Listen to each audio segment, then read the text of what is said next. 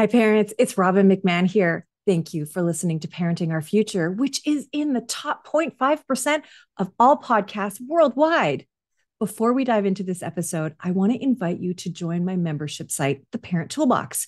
You can join this membership for free. It's at www.parent-toolbox.com. And this is the companion site to my show, Parenting Our Future. In the Parent Toolbox, you will find game-changing tools and resources from both myself and my guest experts who are among some of the top minds in the parenting space. There are over 100 resources to help you navigate screen time, co-parenting, meltdown, teenagers, and so much more. Join today at www.parent-toolbox.com.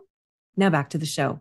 I got to tell you that by the time I am sort of done work and I have to think about dinner, more often than not, it's my husband and I going to each other saying, what do you want to have for dinner? I don't know. What do you want to have for dinner? I don't know. What do you want to have for dinner? And then we get nowhere. We stand around and we just get frustrated. And then we're like, okay, grilled cheese. We'll just make grilled cheese. So I want you to know that I hear from you. And I know a lot of listeners and a lot of people who follow me are in the same boat. We all have decision fatigue, and I have someone who is the antidote to that, and she is amazing. Just you wait. If you don't already know her, you will know her now, and you got to follow her. So her name is Jessica Formicola, and she's a former psychotherapist, so that's super cool. But she's now a food critic, cookbook author, food judge, TV personality, recipe developer, and owner of Savory Experiments. She has contributed and appeared in Better Homes and Gardens, Parade Magazine, MAShed, The Daily Meal, National Enquirer, Closer, Brilliant Baking, and Country Living. And I'm sure there's way more than just that. You can also catch her on local and national news, provided cooking demos and she's provided cooking demos for over 100 plus brand partnerships.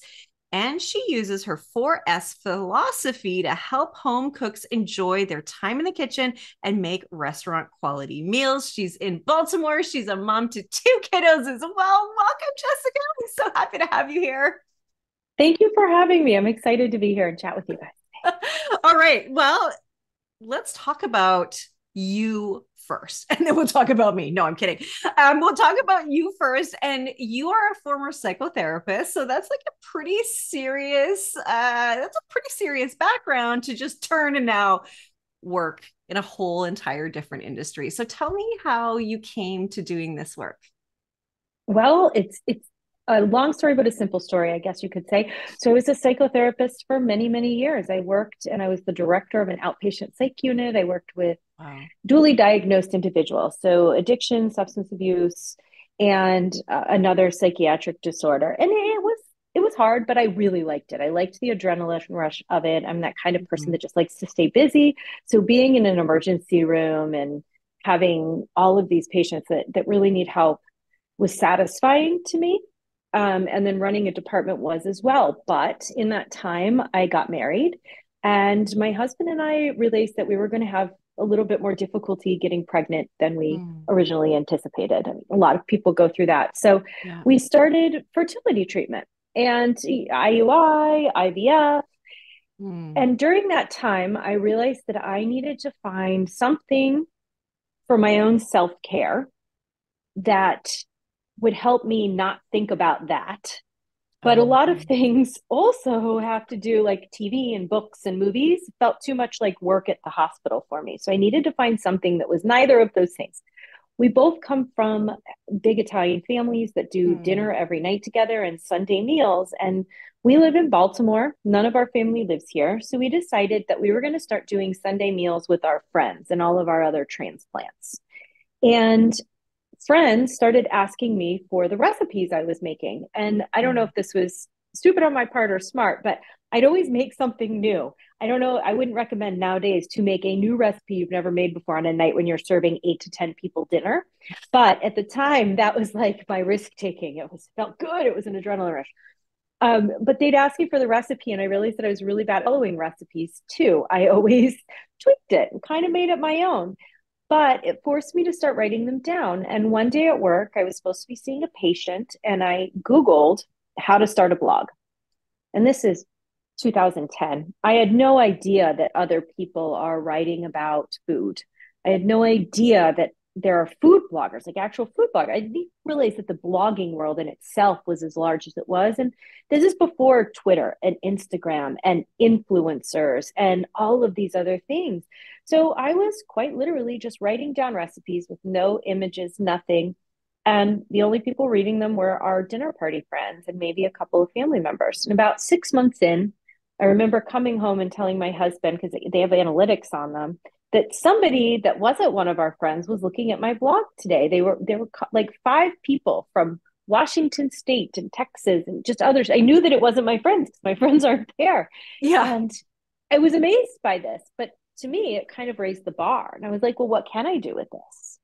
So I started doing a little bit more research and taking pictures and doing a little bit more. And then I got my first quote unquote client, which was a jelly company, like a private jelly company up in New England. And I thought this was my big break. I was going to make some recipes for these jelly people. And it snowballed from there. I started writing for Better Homes and Gardens, and it was kind of this, I'm a normal person. I'm a normal person who is trying to figure things out, failures and successes in the kitchen along the way, and I'm sharing them. And it made me relatable and it made me Mm. approachable. But my hook really was that I was a therapist, and I never really realized it, but I was helping people reframe how they were cooking. I was Mm. helping them become confident in the kitchen. I was helping them have fun in the kitchen. And that was helping them enjoy cooking instead of cooking being a chore. So I continued with these 2 careers for a very long time, which was exhausting. But my husband, he doesn't work for me, but he was always helpful and very, very supportive. And after 16 rounds of fertility treatment, we Mm. had our daughter in 2017. So it took us 7 years, and she was our last embryo before adoption, and she worked. And let me tell you, she's still a little fighter. And I Oh. decided at that time that I wanted to take this full time, that I wanted to see really what I could do, spread my wings when I had, hours, but be a full time stay at home mom too. I'd waited so long to be a mom that I wanted Mm. to eat up every moment and not miss anything. And this allowed me to do that. So that is where Savory Experiments really started to take off. It wasn't until about 7 years in that I took Mm. it from a hobby to a career. Wow. And since then, it's been books and TV and Wow. radio and podcasts and all of these other really fun things. And I went to Le Cordon Bleu and got certified as a professional recipe developer. And I've just kind of Wow. taken it to the next level since then. So that's the long short story of how That's I ended incredible. up here, Oh my gosh, right here, right now. It's right really here. I'm truly here. incredible. And it's so funny that you say that, right? Because I remember at that time, maybe a little earlier, hearing about like blogs and the blogosphere. What is this person talking about? Right? Like, oh, we're checking on the blogs today. Like, what is that? Is it like blob? Like, no idea what that was. I had to look it up, and yeah, Mm-hmm. that is so funny. And now here you are, and we're gonna put a link to your blog episodes. I I mean, how Yeah, cool I is mean that? it's crazy. It's absolutely crazy. If you told me 5 years ago that this is what I'd be doing, I'd tell you you were crazy. Yeah, yeah. So, what was your first recipe? Do you remember? Yeah, it was. I was making an Egyptian lentil stew. I Wow.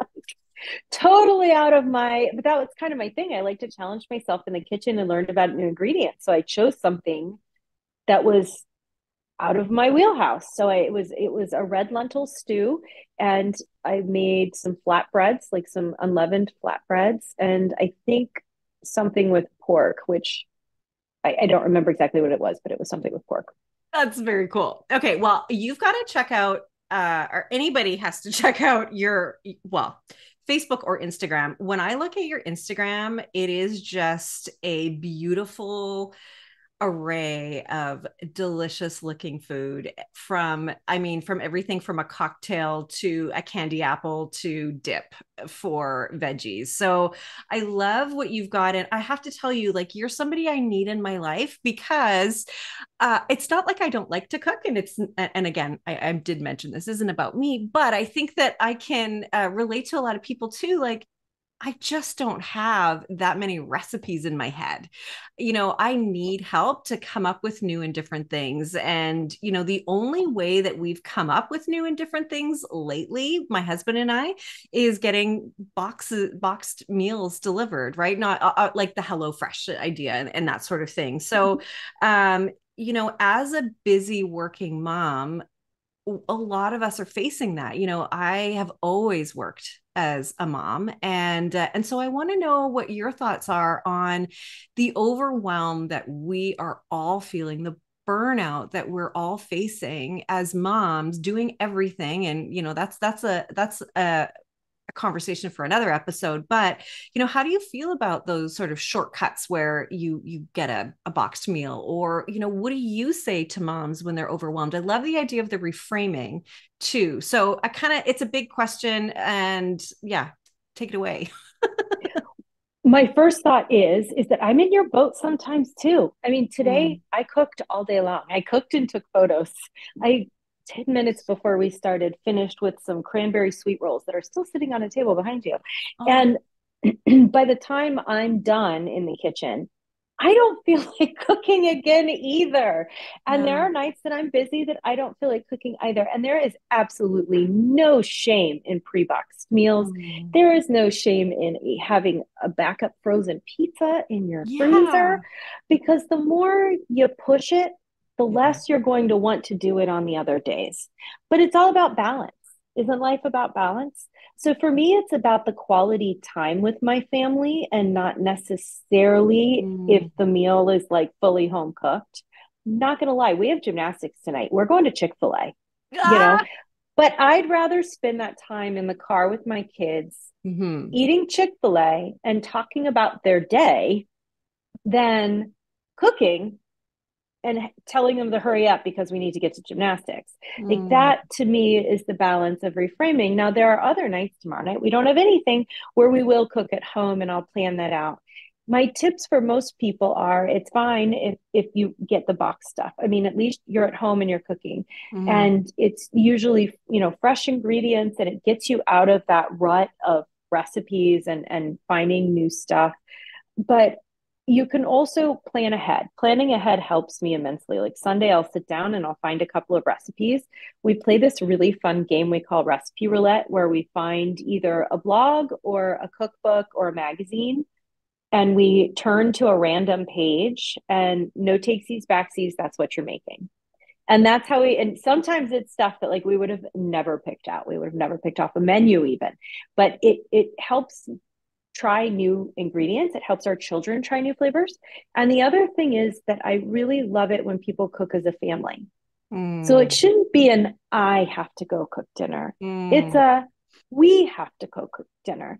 And there's almost always a task that kids, even as young as mine are 4 and 5, can help with, whether it's dividing up stuff to put in the salads or pouring a box of pasta. I was the other day, one of my easy meals is a kind of a meatball casserole where you put dry noodles in a dish and you bake it with water and sauce, and then it's done. And Love it. just letting them pour the things in and stirring it with a spoon. Yes, it's a little bit more messy, but it's spending time with them. And that to me is the important part about the kitchen and meals. It's not just that you're eating at home, it's that you're eating with your family. And even if they can't help, at least they can sit at the end of the counter and have a conversation with you, or you can encourage them to try ingredients as you're cooking. So Yeah. that's really what I say. Love No that. shame. As long as everybody's fed and you're having good conversation and connection, no shame in Chick-fil-A, frozen pizzas, or HelloFresh. I love it. I love it. And thank you for that. I really love it anytime somebody is like, no shame. It's fine. You got Yeah. to do you some days.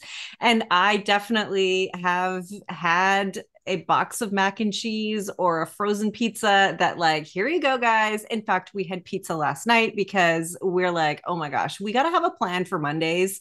For us, Mondays are always so busy and we are pretty tired by the end of the day. So yeah, we recognize that we need that now. So but saying we are going to make dinner instead of I have to make dinner, I really like that. And that's just a more modern way of looking at things too, right? Like let's all get in there and do this. And I think what you're saying too, you know, especially with kids, like let's embrace this idea of we are making dinner. Like it's not just mom's job. It's not just dad's job. It's like a family. We're feeding each other and it gets kids used to ingredients. It gets them used to textures too. Eating textures, touching textures, right? And also you can sneak a couple of veggies into them, but without them even knowing it. Like, hey, can you test this carrot for me? Or can you test this, you know, whatever for me, right? It's a great way to get some extra nutrition into them too, right? And of course, 100%. the recipe roulette with no takesies backsies that it's like music to my ears. I love it so much. And your like again, I just want to say like your Instagram feed is that like I could just close my eyes and point to something and be like, oh my gosh, this is great. I have a chocolate pound cake that is that I've looked at that I want to make. And yeah, we have this thing that we do with our family. My mom and my sister, they live with us. And every Sunday we have a family dinner together and we all do different things. Sometimes we just get Chinese takeout and sometimes, most times we make something. And so just so you know, I'll be using your recipes the next time we make something. I just think it's such a great Can't idea. wait to hear about it. Yeah. I will tell you for sure. I'll tag you. So you mentioned that you have a philosophy of the 4 S's. Can you tell me what those are? So the 4 S's have actually gone to being the 5 S's. Oh. And the reason is because I realized that one of them, and you just mentioned it, was so obvious that I almost didn't even see it. And it was the senses. One of ours is now the senses. So we've got salt. I am obsessed with salt and butter, but butter isn't enough. So, you know, but I'm obsessed with salt. There are 28 kinds of salt in my pantry, and I'm always open to more salt if anybody has any. Wow. Seasonings, sauces, swaps, and then now our 5 senses. So I feel like using these 5 things was something we were always doing. They were always in our recipes. They were always stuff we were talking about. And our blog, I know the number one criticism of food blogs is, why do they have to talk so much before the recipe? I just want the recipes. Like, stop talking. It doesn't make, just whatever. I actually do include pretty interesting stuff in mine. It's not stories about my kids or my dog or my anything else. It's relevant to the recipe we're making. And we hit on those things. So, okay, you don't eat ground beef. Let's figure out how we can use ground chicken and how to substitute and swap that. I want you to understand the ingredients. So next time you use it, whether you're using my recipe or somebody else's, you are comfortable and confident to try it and to change it and to know how much to add, because you learned when you read and used it and experimented, Savory Experiments, in my recipe. So that's the concept behind it. The sauces is something that we started noticing, and it's just kind of one of those very obvious things. Like, if we're looking at restaurant quality meals, nearly every restaurant meal has a sauce with it. Yeah, and you'll start noticing, look at a menu, everything is either in a sauce, drizzled on it, served on the side. It's all got a sauce. So very simply adding sauces at home, which can be bottled or made from scratch, can elevate your gourmet meal at home. And of course, we've got these swaps and then the seasonings. So swaps would be if you don't have something, you don't like something, you don't want something, your kids won't eat something. And then the seasonings is how to take kind of a mundane, even a box of mac and cheese, and adding a little bit of Old Bay to it and taking it to another level. Some shredded rotisserie chicken from the store. Easy ways. Frozen broccoli. I'm coming up with these sun-dried tomatoes, peas. I could take craft and make it into some lovely things with very basic seasonings and swaps. And then the 5 senses. When we're in the kitchen, we use them. We use them for texture. We use them for, obviously, taste. We hear things like a sizzling plate of fajitas. But as a chef, I can hear, today I was making a cranberry relish. And from my office, I could hear cranberries start to pop. You use that as a reference. Onions, garlic, we can start to smell those things. We know when they become fragrant, at what point they're going from, okay, I'm good, Mm, to I'm burning. Things yeah. along those lines. So we're using all of our five senses in the kitchen as well. And that's important to be in tune with and in touch with. And when you're teaching kids to cook, these are great ways to teach them to cook. No, that's a They love great the fun. idea. Oh, that is so cool. I love that idea. Okay, so you've got five S's: senses, salt, seasonings, sauces, and swaps. You got it. Love it. And I think you're so right about the sauces. I think that's been missing in my life.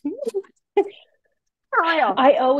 We even started an entire second website called mysaucerecipes.com. And it's only sauces. That's all it is, sauces. And while not everybody wants to make them from scratch, so many of them are so easy, like aiolis, which is a fancy word for flavored mayonnaise. You can use your light mayonnaise. You can even use, for me, I'm not a huge mayonnaise fan, but I really love plain Greek yogurt. I'll use plain Greek yogurt, add pesto to it or chipotle peppers or something else. And now all of a sudden I've got an aioli to take a grilled cheese to a whole nother level. So today we were making, from the cranberry sauce, we made a cranberry aioli for turkey sandwiches.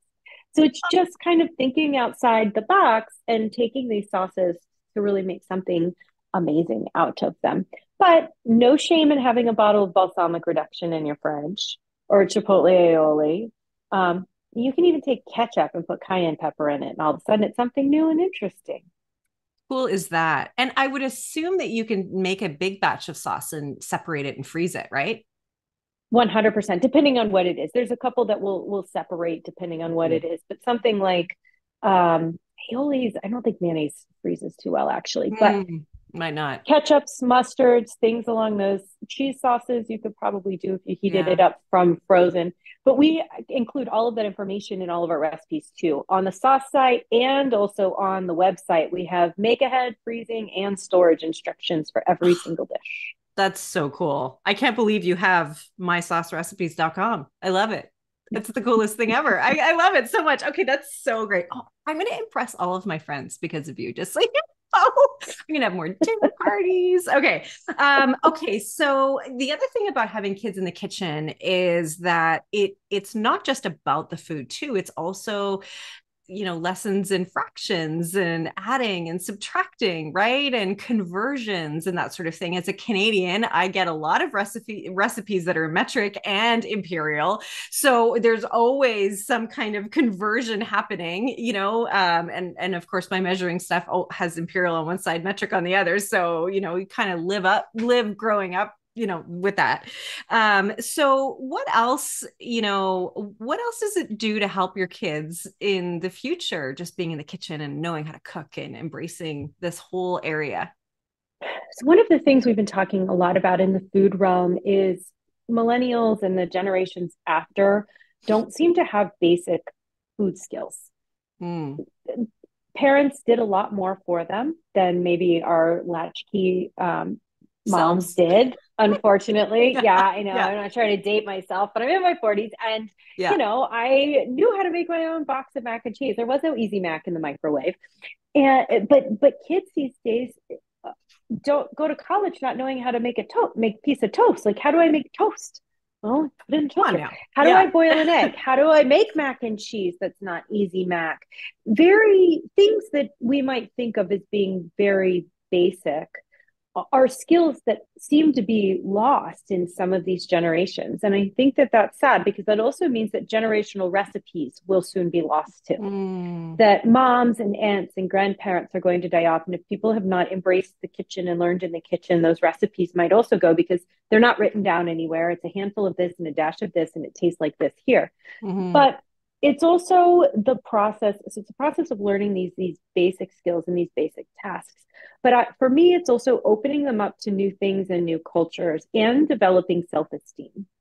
I know that my kids still eat chicken nuggets and hot dogs. They love that kind of stuff. But if I'm trying to introduce them to a new food or a new texture of food, because with kids, it's very textural, Mm-hmm. they are more apt to eat it if they helped make it because Oh, they're yeah. proud of it. And it's Mm-hmm. the self esteem of knowing that they've created something. And for mine, littles, it's creating something with you, that quality time that they're spending with mom. It could be a grilled cheese, it could be that simple, but maybe it's trying a new flavor of cheese. Maybe it's, Mm-hmm. cutting it themselves. And now they even have these plastic knives that are kind of kid safe. If you also have littles, that they can do it themselves, which, they love Love it. doing it themselves. Yeah. So it serves so many more purposes deep down with the self-esteem and the life skills, and of course fractions and learning and math. And my kids love the kitchen scale. Like now I'll find them. I found my son in his room the other day with our kitchen scale for like measuring baked goods. And I don't, your kids are a little bit older, but we have a magnet for all of our locked cabinets that he's not allowed to get in. Right. He was upstairs with the magnet. Doesn't do me any good now because he knows how to use it, figuring out what else was magnetic in the Oh, kitchen scale, weighing things. So now he's taking things from the kitchen out of the kitchen. But again, it's a life skill, but it's also triggering other questions and yeah. curiosity and opening Curiosity. up other, like my daughter the other night ate a plum and now she wants to, put the plum seed, like we started talking about seeds and pits and Oh, where these things wow. come from. Yeah. So many things start in the kitchen and with Mm. food that we don't even think about being a much larger conversation. Yeah, as you're talking, I'm thinking to myself, like it really is an introduction to the world too, like how things grow, different parts of the world. They eat this way, they eat with their hands, they eat with chopsticks, they eat with, like different things, different ways. Like, what a cool way to impart, wisdom above and beyond the food, right? And share those traditions. And I love that. And what you said is that kids are more apt to eat something if they've helped to make it, just like a child is more apt to listen to and follow direction if they helped to come up with a solution to a problem, right? They're more likely to follow through with something if you've, had a problem or a discussion, if they help to come up with the solution and the way Mm-hmm. forward. Mm-hmm. So it makes perfect sense to me. And our kids are naturally curious, and again, our kids don't do what we say, they do what we do. And so it's natural that they want to be in the kitchen. They see us in the kitchen a lot. And it can't just be about cleaning up and mumbling and complaining. Like, I am nourishing our bodies. Like, we are together nourishing our bodies, making choices for our health. And this is what happens when we eat things. This is how they're grown. Like, it really is a beautiful world in the kitchen that I wish I had taken more advantage of. And I know that I couldn't. Like, in those days, I couldn't do it. It was too hard for me, but I see it now. I really see it now. And it doesn't have to be every day. It can be once a week. No, I was just going to say there's two things you hit on. First, it doesn't have to be every day. And the therapist part of me is thinking about how I read an article once about children and how they're in control of no part of their life. And a lot of times when Yeah. they're acting out, it's because they are so not in control. They're striving to Yeah. find something that they can control. And sometimes it's big, like potty training, and sometimes it's small. But being in the kitchen is something that they can feel in control of. And Mm. as a mom, especially littles, I say no a lot. I don't have Yeah. to say no as much unless it's a Mm. safety thing in the kitchen. Yeah. I like to let them try and do trial and error so that they're a part of the process. And then we see at the end how it turned out. We try some stuff that fails. We tried that trend on cottage cheese ice cream the other day. It was terrible. Nobody else tried the cottage cheese. We even put Oreos in it. It didn't help. But it's you're right. It's the being in control, being a part of, feeling proud of, and really getting these lifelong experiences out of it. Oh, I love it. I love it. So, okay. When you started by talking about reframing the way you're spending time in the kitchen. So have we already covered that, or is there more to that? I would say just a tad bit more. Something you said in the last bit too was, so often kids are going to hear parents grumbling about making food. And got to go eat. I don't want to do dishes again. I don't want to make Yeah. dinner again. Or they're in the kitchen and they're, just completely tuned out. And kids hear that. You don't Yeah. think they hear that. You Yeah. don't think they hear that. They see that. And what you're teaching them is that the kitchen is a bad place and cooking is a bad thing and it's a chore, not something you look forward to doing. So we're reframing things just by changing the sentences. Instead of saying, I have to go make dinner, saying we get to go make dinner. The Mm. we and the get to, it's a thing now. Or who wants to help me make dinner? Can I get a big helper? Kids love helping, at certain ages, you get to an age where it's not fun anymore. But just thinking about how you're phrasing it to your kids and even your partner, if you have Mhm. one, like even to them, it can make a difference where this, epiphany light bulb moment happens of, oh, maybe this isn't so horrible. Maybe this is something we can all do together and have fun and enjoy Mm. and classify as quality time instead of a chore. Hmm. I have to say, there was a time where I was the only one who did any cooking, and my mom never had a ton of recipes that she cooks, so it was pretty basic food. I'm a really picky eater. I tried to hide that from my kids. There's a lot of things I don't and won't eat. I've talked about that many times before, but when the pandemic hit and my husband was working from home, which he never was before, I had worked from home for years, and then we started getting those boxes of HelloFresh and whatever. And he started taking over the cooking. And it was so great because he really loved it. And it was so cute to watch his pride. And he was kind of happy to do something different. And it was really great for me to let that go too. I didn't, love it as much anyway. And so, yeah, the I get to part was really neat. And then, a couple Christmases come and go. And, I'm giving him like a garlic, chopper. I'm getting him like, little things to grate. I don't even know what stuff, things, kitchen tools that I know he wants and needs, and he loved them. So it was such a really fun thing to do. And it is nice to be on the receiving end of that too, and have somebody make dinner for you and love it. So I just want to say that, like, it's nice to be able to not have it all on your shoulders too, Mm-hmm. and My husband receive. cooks as well.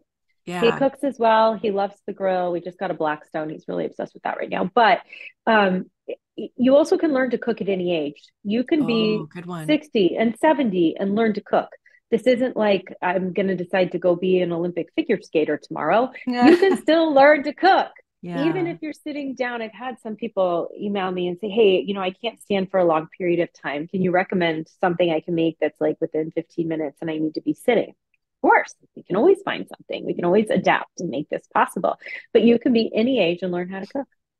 Oh, that's so great. That's so great. And we're all in different stages at different times. And right. And I say that to sort of say, look, I can see me really embracing it when I have more time. And my kids are teenagers now. One just turned 18. So there's time for me to be able to do it. And again, I love everything in moderation, the balance, the no shame, like even if it's just once a week, even if it's once a Mm-hmm. month, like just do what you can and be proud of that.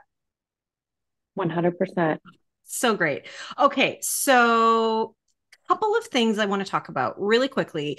What would you say to that overwhelmed mom who just can't even, right? Decision fatigue, it's kind of how we started talking. And again, you said no shame, right? Are there any recipes or kinds of recipes that you recommend, or anything that you would say to that overwhelmed mom who just is like, I don't even know what to do? I would say casseroles are your best friend. I think casseroles Casseroles. are better than slow cookers. Half the slow cooker meals need 6 hours. And if you're going to work during the day, six That's a hours isn't a thing. it's a Like weird time, I yeah. need a 10-hour low meal. Yeah. It doesn't, and half of them start with you have to brown meat and saute something anyway. Well, that's for the birds. Good So point. casseroles are great, easy casseroles. I like doing semi homemade meals a lot. So I pick up a rotisserie chicken that's Mm. already cooked at the grocery store, and I can throw dry rice, cheese, chicken stock, the shredded chicken from the rotisserie chicken, a couple of herbs and spices, cover it with aluminum foil and throw it in the oven. And then get a bag of the, pre-made salads. I've got some wonderful pre-made salads out there now. Yeah. And dinner is served. And it took you Mm. less than 5 minutes to get it all in a casserole dish. Again, very kid friendly. My kids know how to pick chicken off rotisserie chicken. They're pretty good at that. Or other kinds of smoked meats too, like smoked sausages and stuff, like chicken sausages, stuff Oh, that's already cooked that you can incorporate into a meal, even the 90-second rice packets. You can figure these things out, add a little bit of sauce, and you're ready to go. I have probably about 6 meals that we do on a fairly good rotation that can be easily manipulated depending on what I have in my vegetable crisper. So I call them my cleaning oh, out the fridge meals. I love And they that. almost always include, I have one for pasta, I have one for rice, and then it's everything that's in the vegetable crisper gets, that little bit of all the little things Yeah. can get chopped up and thrown in. But when I don't want to think that's where I go Okay. is one of these really simple pantry staples and whatever you can find in the fridge meals. So having a couple of tried and true recipes on your back burner with that use pantry staples is always a go-to. But you can just order a pizza too. I'm not gonna Yeah. lie. I mean that totally happens. But getting out of your rut is sometimes getting out of your comfort zone. So if you Mm. do have the time and your reason isn't burnt out, it's just lack of creativity and feeling Yeah. uninspired, I would say try my recipe roulette game. It's a lot of fun. You need a little bit more time. So, like, it's usually a weekend activity, but my family loves it because then we also get to go grocery shopping together. Another Oh, task that people are like, I don't want to go grocery shopping. It's horrible. We try to find an ingredient we've never used before and use it. So that's so sometimes cool. it's backwards, or sometimes and my kids like learning to read. We're looking for letters, we're looking for colors, we're looking for, okay, it's in this section, it starts with an O, and so they're incorporated and involved in the grocery shopping as well. And now it's also become a learning experience and quality time with them. So the recipe roulette's a lot of fun. We've discovered a lot of recipes we would have never made had we not. Most recent was a kale gratin. Like, I don't know if I've had kale and salad. This was like a kale with cheese and stuff, and it's become one of our most favorite recipes. But I would have never picked that one out. Never an Wow. entire dish of kale. That sounds silly, but it's good.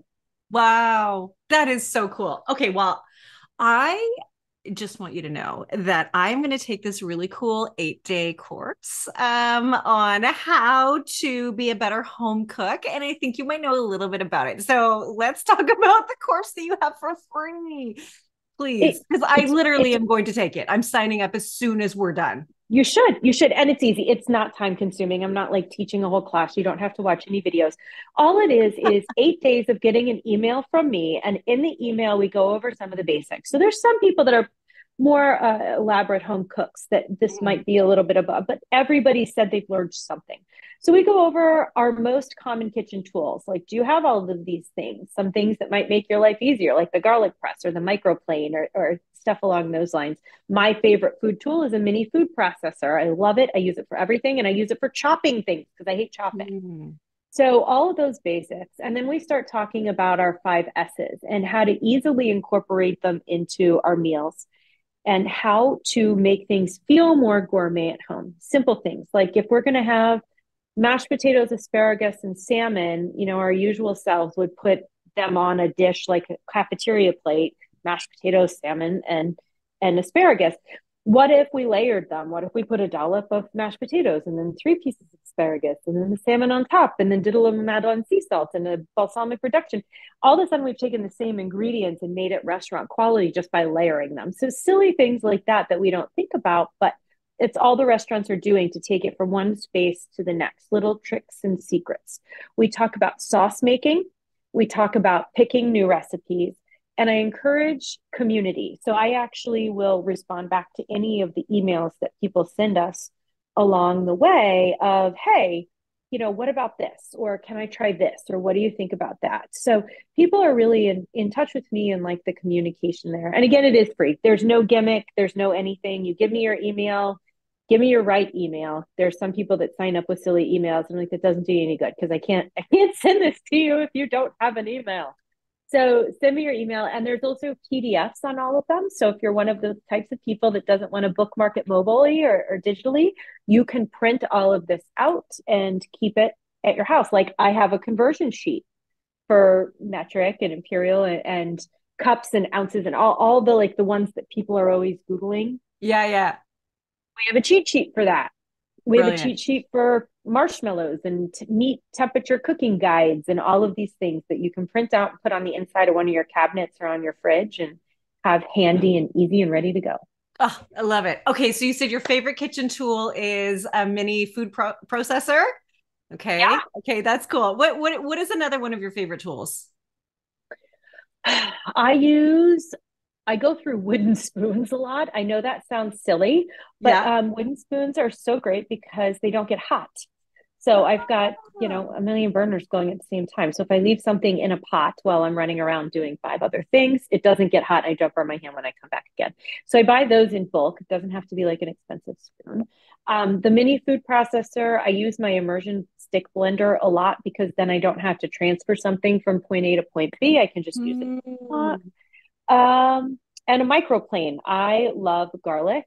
And I don't know if you know this little tidbit about garlic, but the more membranes you cut when you're cutting garlic, the more potent of a garlic flavor you're going to get. So if you just slice garlic, even though it's in larger pieces, you'll actually have less garlic flavor. If you chop garlic, you'll have a little bit more. If you mince garlic, you'll have a little bit more. If you press garlic, you'll have a little bit more garlic flavor. And if you grate garlic, you're like almost to a pulp, you're going to have the maximum amount of flavor. So between garlic and just using things like lemon zest in addition to Mm. lemon juice and lemon zest have two completely different flavor Yeah. profiles. Yeah. Stuff like that, a microplane is probably another one of my top ones. And a really good kitchen knife. I love globals. Yeah. That's my Yeah. I do not work for them, but global knives are my favorite. Oh, good. Okay. Well, thank you for all of this. This is so great. You've really inspired me, and it takes a lot to inspire me when it comes to cooking. Again, not because I don't like it. I just it's just tough. Thank you. I am so excited to take your 8-day course, and we're going to put all the details in the parent toolbox. And, usually we have a separate item in the parent toolbox, but I just thought, you know what, for everybody listening, let's just keep it simple. Go to savoryexperiments.com, check out all of the recipes there. You're on Facebook, you're on Instagram. Like I said, your Instagram profile is just what I just happen to be on my phone here. I can see it all. And I've already picked out things that look really yummy that I can't wait to try. And I just love the philosophy behind everything too. It shows that you care, and it also shows that you're a mom. You get it. You really, really get it. So, Jessica, I just want to say thank you so much. And for everybody listening, one more time, Savory Experiments on Facebook, on Instagram, and you have a YouTube channel as well. Is it at Savory Mm-hmm. Experiments? Yeah, it's at Super Experiments, and we make it all in video. And I'm a little sarcastic. If you like that, you'll love watching me Oh, I love that. I love it. cook. It's great. It's so great. And then mysaucerecipes.com. Hello, the site I You never got it. needed that I now need. And I'm going to put a link to your blogs as well. And again, I just want to say thank you so much for helping us make this a lot easier, but also make it a place for us to connect with our kids and grow our relationship with them too, because, that's just the best thing. That makes us the most happiest, really, truly. It does that and a good steak. You bet. Oh yeah, your book, Beef It Up. Let's not forget about Oh your book. yeah. Yeah. Beef it up. It's a great book. It's 50 comfort food beef recipes, but with Mm. modern twists. So more veggies, more color. Beef is so brown, and all of them are made in the kitchen. You don't need any special equipment. So we're not grilling, we're not smoking, we're not barbecuing. Every single one is stovetop or oven. There's a couple that have some Instapot options or slow cooker options, but it's soups, salads, appetizers, and entrees, and then also special meals. So if you've always wondered how to make the perfect steak in cast iron or a prime rib roast, we have Mm. easy recipes with easy to follow instructions in the book. Oh, I love It it. up, and it's available on Amazon, so it's easy to find. Oh, awesome. Thank you for sharing that. I am so hungry right now and I cannot wait to have dinner. So I'm going to go and binge all of your stuff right now. Thank you so much, Jessica. And thanks everybody for listening. Thank you for listening to this edition of my podcast, Parenting Our Future. I'm parent coach Robbin McManne, and if you're enjoying this podcast, please share it with someone who you think might also need to hear this message. And don't forget to subscribe, and if you like my work, I would be grateful if you gave me a 5-star rating. For those of you who like my content and want more, visit me at yellingcurebook.com to get your copy of my book and to find other resources to help you. Until next time, I am wishing you and your family peace and connection.